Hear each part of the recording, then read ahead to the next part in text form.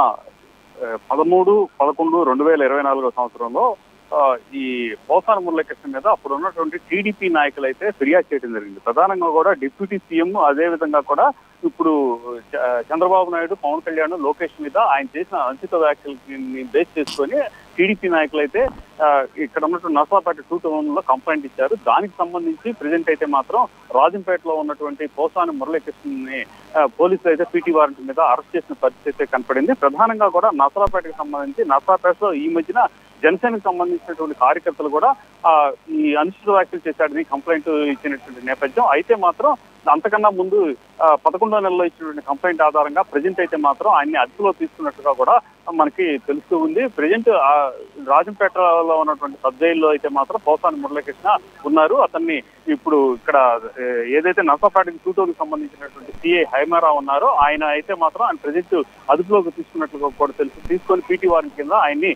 ఇక్కడికి నర్సాపేటకి తీసుకొస్తారు. నర్సాపేటకి తీసుకొచ్చే సమయానికి మధ్యాహ్నం దాటిపోయేటువంటి పరిస్థితి ఉంది. ఈ నేపథ్యంలోనే పూర్తిగా కూడా ఆయనకి వచ్చేటువంటి సమయంలో ఎటువంటి ఇబ్బందులు లేకుండా కూడా బందోబస్తు చేస్తున్నటువంటి పరిస్థితి కూడా కనపడుతుంది.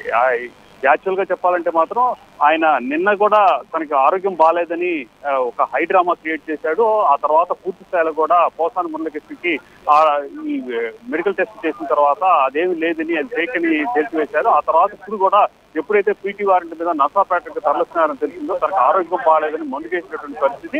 అయినప్పటికీ అక్కడ ఉన్నటువంటి వైద్యుల చేత అయితే మాత్రం చెకప్